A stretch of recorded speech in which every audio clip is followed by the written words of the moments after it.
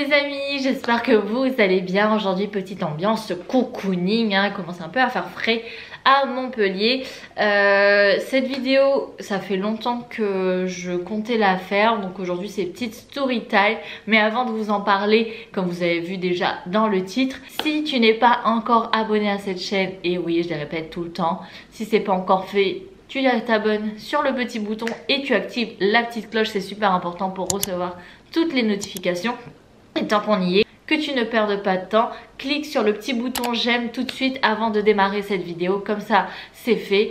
Aujourd'hui on va parler de burn-out, on va parler de marketing de réseau, on va parler de salariat. Voilà, c'est des cas de figure dans lesquels j'ai été et que j'ai vécu, et je vais vous parler de la pression qu'on nous met dans nos travails.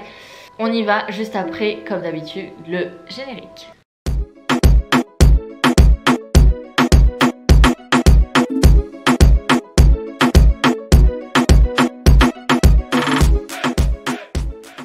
Alors sache que cette vidéo n'est pas du tout préparée, donc ça va peut-être être un peu brouillon pour toi, comment tu vas la regarder. Mais voilà, c'est les idées qui viennent et que ça sorte comme ça sans vraiment... voilà, je parle de mon ressenti, de comment je l'ai vécu. Et... donc on va démarrer le sujet burn-out, le sujet déjà un marketing de réseau. Donc pour tous ceux et celles qui ne connaissent pas le marketing de réseau, c'est un système de vente en ligne où on propose des produits ou des services, où tu peux être simple client ou distributeur. Donc il y a énormément de boîtes sûrement que tu as dû entendre, comme It Works, Herbalife, LR, Forever, World Venture. Voilà, il y en a tellement, on a énormément. Bref, je vous ai donné quelques exemples de boîtes de marketing de réseau, la plupart du temps qui sont américaines. Le système, voilà, ça fait des années qu'il existe. Le but, évidemment, comme dans toute société, il faut évoluer, monter de grade. Plus tu montes de grade, plus tu gagnes d'argent, évidemment. Qui rêve d'un lifestyle incroyable et de vivre voilà, confortablement. Tout le monde, évidemment. Donc voilà, c'est une motivation première lorsque tu démarres dans ces sociétés. Donc on te démarche très souvent sur les réseaux sociaux, ou quelqu'un qui va toujours te dire... J'ai de l'expérience dedans parce que j'ai été moi-même distributrice, donc aujourd'hui je peux avec du recul parler de ce qu'on faisait. Donc on va démarcher les gens, on va leur dire non, je peux pas te dire ça par message, il faut que je t'appelle, il faut que je te vois, ramène ta compagne. Donc un système de démarchage où il faut parrainer des personnes. Tu peux avoir un simple réseau de clients qui t'achètent régulièrement des produits, mais le but c'est d'inciter ces personnes-là à rejoindre ton équipe. Et plus tu aides tes coéquipiers à monter en grade, plus toi aussi tu montes en grade. Évidemment, ce qu'on nous ressort très souvent lorsqu'on fait du marketing de réseau, ah mais c'est un système pyramidal, ah c'est une arnaque, etc. etc. C'est vrai que de premier abord comme ça, on a l'impression que oui, ben si toi tu fais tout mon travail, que tu en vends plus, et ben c'est toi qui vas gagner plus. Pas forcément. On va être toujours limité. Alors selon les sociétés, évidemment, moi j'ai fait Forever et World Venture, tu es toujours limité sur le nombre de ventes de ton partenaire. Donc évidemment, plus tu as de partenaires, plus tu gagnes, mais tu vas avoir toujours une limite. Tes partenaires peuvent aussi bien vendre plus que toi, enfin faire un meilleur chiffre que toi et passer entre guillemets au niveau supérieur. Ce qui m'est déjà arrivé dans la société World Venture où mon premier filleul était à un grade plus élevé que moi dès le départ, et j'étais fière de ça. Cependant, ce qui s'est passé, c'est que le marketing de réseau, je l'ai connu donc en fin 2015, début 2016. Donc je démarre en janvier 2016 et j'ai arrêté toute activité en avril 2018. Donc pourquoi parce que donc on a fait énormément de voyages. Donc j'ai commencé avec Forever, puis j'ai fait World Venture. On nous demande beaucoup, c'est-à-dire que voilà, on nous inculque le développement personnel. Donc moi c'est comme ça que j'ai appris le développement personnel, d'être plus positif, voilà, de visualiser nos objectifs, de prétendre à des grosses prestations salariales, de dire que c'est possible, que tu peux le faire. Voilà, avec de la persévérance, etc. Ce qui est arrivé, c'est que moi je me donnais à fond quand il y a quelque chose qui me motive, et ben j'y vais à fond.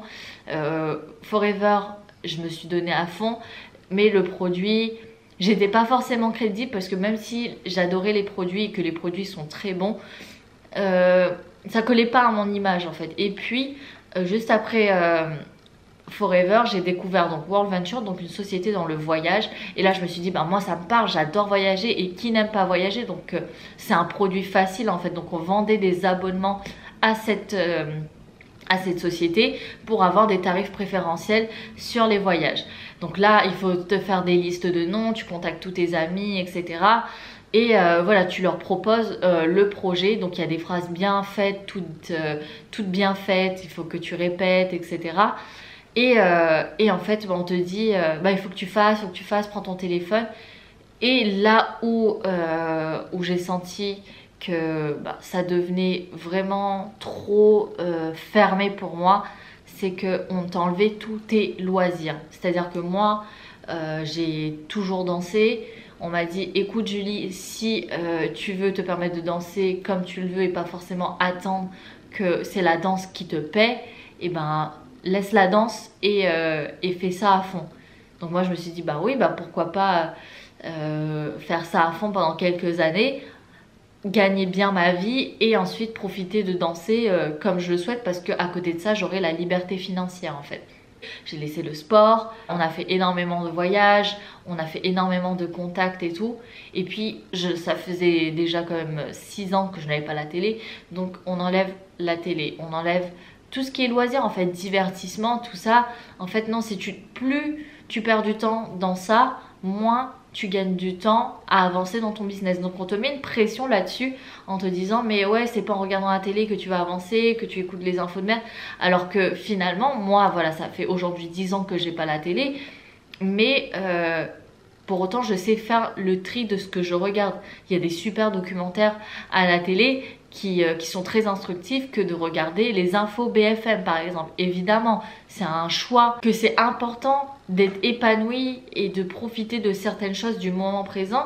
C'est bien de se projeter et de supprimer certaines choses, oui, qui sont nocives, mais ce qui contribue à ton bien-être, évidemment, pourquoi les enlever? Donc en fait on te met une pression là-dessus, et j'ai beaucoup donné à mes partenaires, donc j'étais à fond dedans, j'étais sérieuse dedans, comme dans tout ce que je fais, je veux aller à fond, je veux le faire sérieusement.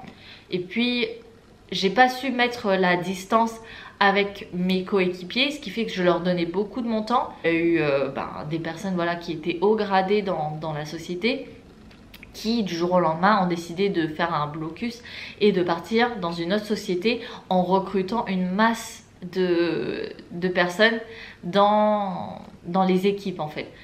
Et donc moi j'étais totalement surprise comme tout le monde, ce qui fait que tout le monde est venu me voir en disant Julie, qu'est-ce qui se passe, Julie, pourquoi, machin, alors que moi j'étais à fond dedans, j'y croyais, et voilà, on écoute certaines personnes qui ont le succès que tu veux et qui finalement se barrent dans une autre société. Donc toi aussi t'es aussi choqué, mais bon, vu que toi aussi t'as un statut assez moyen et que tes équipes se demandent pourquoi, et toi que tu crois au projet, tu te dis ouais c'est la meilleure société, elle est super, elle est ceci, elle est cela, et puis tout d'un coup des gens te décrédibilisent et ton équipe ne sait pas. Donc j'ai eu une pression où tout le monde venait me voir, et ça m'a fait pression. Donc du coup ça m'avait saoulée.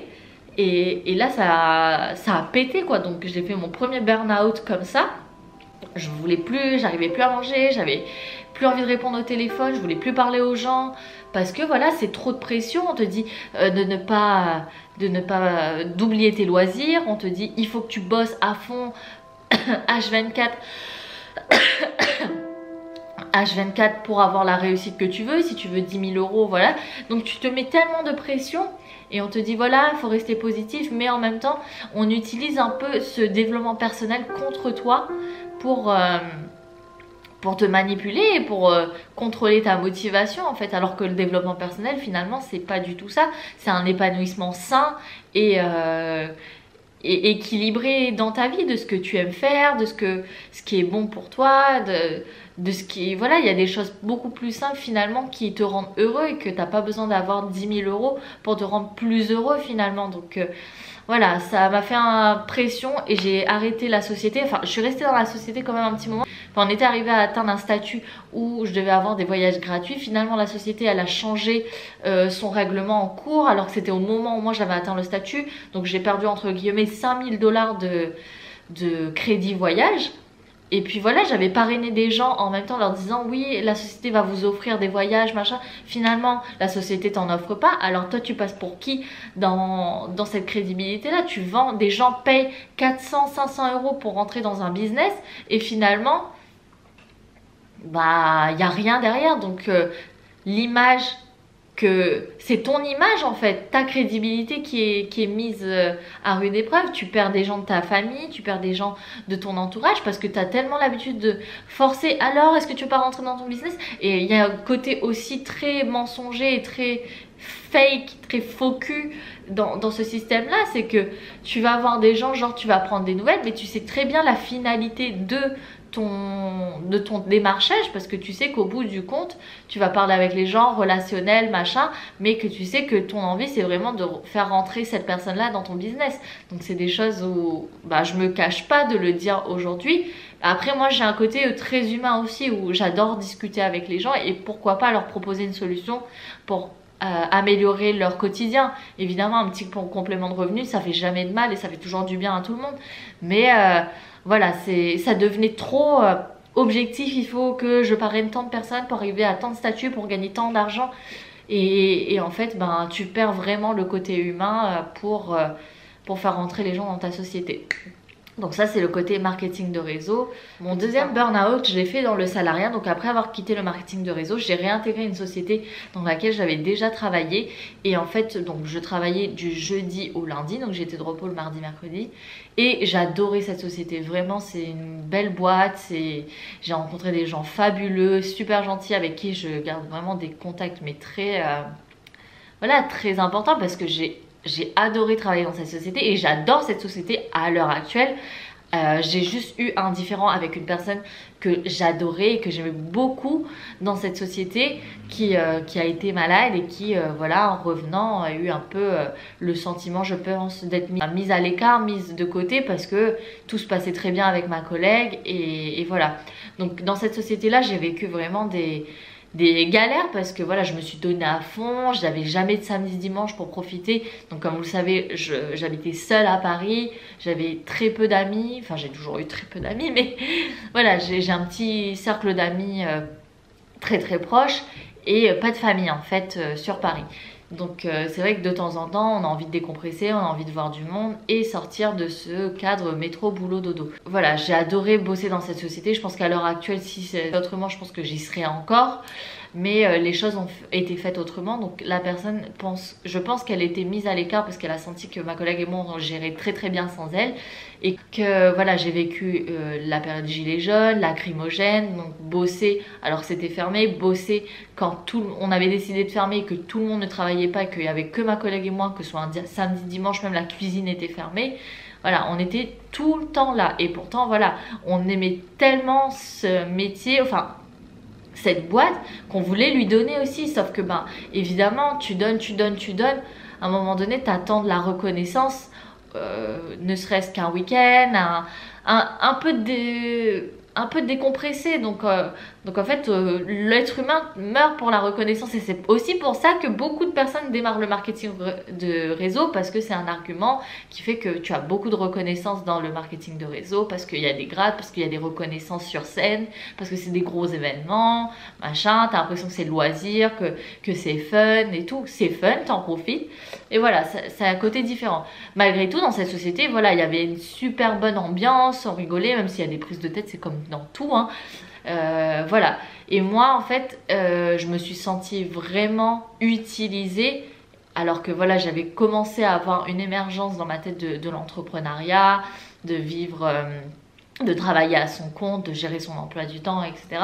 Et quand tu te donnes énormément pour quelqu'un et qu'on te le rend pas, ou que, voilà, moi, pour parler un petit peu plus personnellement dans cette situation, j'avais demandé de temps en temps avec ma collègue un samedi, un dimanche pour décompresser, mais vraiment de temps en temps, et qu'on te dit toi t'as pas de famille, toi t'es qui, entre guillemets, ça fout un peu la rage quoi, et qu'on veut pas trouver de solution et qu'on te traite comme une pauvre merde, on te dit bah vas-y, t'as bien servi à bosser à l'intérieur, retourne à l'extérieur. Même si malgré tout j'avais signé pour ça, la manière de le faire, elle n'était pas correcte. Donc à un moment donné, Julie, elle est toujours souriante, elle est dynamique, elle rigole avec tout le monde, tout le temps, parce qu'elle est comme ça. Je parle de moi à la troisième personne là. Ouais. Bah à un moment donné, ben tu craques et quand tu craques quoi. Donc un jour, il y a une parole qui est passée de travers, ça commence comme ça et puis on te dit ça à la fin de la journée, tu craques et là tout le monde te regarde et dit mais Julie, on t'a jamais vu comme ça. Je pleurais, j'insultais la terre entière.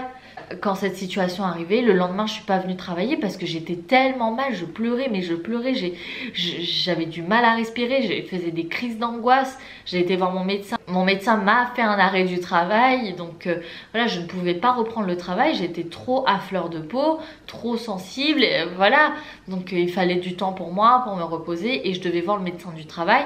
D'ailleurs, information, lorsque vous informez votre DRH que vous devez aller voir le médecin du travail, ils n'ont pas à vous demander et vous n'avez pas à dire la raison pour laquelle vous allez consulter le médecin du travail. C'est moi, heureusement que mon médecin m'avait prévenu. Lorsque ma DRH m'a demandé, j'étais pas en mesure de lui donner les raisons. Donc après voilà, moi j'étais très honnête. Je dis voilà, moi je suis pas bien, je suis pas reconnue dans ce que je fais, je vous ai beaucoup donné. Aujourd'hui quand je demande quelque chose, on m'envoie balader. Donc c'était normal pour moi de voir le médecin du travail. Et finalement, pour vous dire très sincèrement, j'ai même pas été voir le médecin du travail. Je pleurais, je dis mais est-ce que je pars, est-ce que je reste, qu'est-ce que je fais? Je pleurais tous les jours, on me disait un truc, je pleurais. Je pleurais, c'était voilà, c'était un rien me chagrinait, mais vraiment quoi. Donc c'était une dépression en fait. Donc j'avais des médicaments pour me calmer, sur le stress, la nervosité, pour prendre du magnésium aussi. J'ai voulu, plutôt que de vivre dans une mauvaise ambiance, parce que moi j'y arrive pas, j'ai demandé à partir à l'amiable. Sauf qu'on dit nous, cette boîte là, on fait pas des accords à l'amiable. Bah moi en fait voilà, moi je perds pas de temps. Ok, tu veux pas faire à l'amiable, bah je démissionne quoi.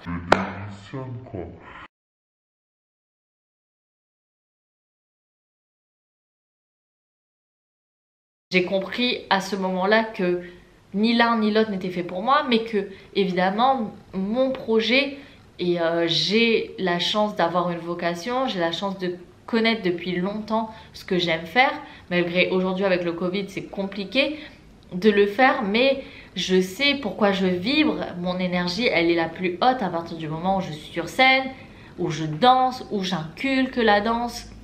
Ça c'est vraiment des choses qui m'animent en fait. Donc je me suis dit bah il est possible, comment font tous ces gens qui ont des sociétés pour les garder en fait. C'est la passion qui les anime. Donc quand t'es pas passionné de quelque chose, évidemment il y a un moment donné ça bloque en fait. Il y a la passion, il y a aussi le côté financier qui fait que bah, des gens qui ne peuvent pas quitter leur boulot comme ça parce que ils ont aussi un statut familial qui fait que voilà, ils ont besoin de subvenir immédiatement aux besoins de leur famille. Mon conseil là-dedans, c'est de faire quelque chose à côté, de construire quelque chose à côté. Donc ça va demander un peu plus de temps. Si déjà vous passez du temps au travail, donnez 1 ou 2 heures de votre temps par jour pour travailler ce que vous voulez. Parce que si vous quittez votre travail, ce que j'ai fait la première fois avant de démarrer le marketing de réseau, je n'ai pas renouvelé mon ancien CDD alors qu'on me proposait un CDI et je me suis retrouvée à un moment donné dans la mouise parce que j'avais plus d'argent. Et dans le marketing de réseau, j'ai beaucoup dépensé en formation, en voyage, etc. Donc à un moment donné, tu te retrouves à sec et c'est aussi une pression en fait. Il faut que tu fasses parce que tu n'as plus d'argent, il faut que tu avances quoi. Donc tu investis, mais derrière, il n'y a pas de retombée. Donc l'un et l'autre ont eu comme impact sur moi. Après, chacun a sa personnalité, chacun a sa sensibilité.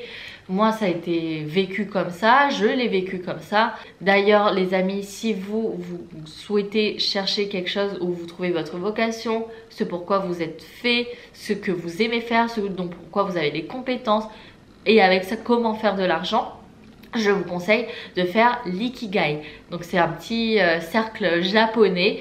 Vous pouvez retrouver, vous tapez Ikigai de cette manière-là sur internet où voilà, vous recensez ce pourquoi vous êtes fait, ce pourquoi vous pouvez gagner de l'argent, ce pourquoi vous avez des compétences.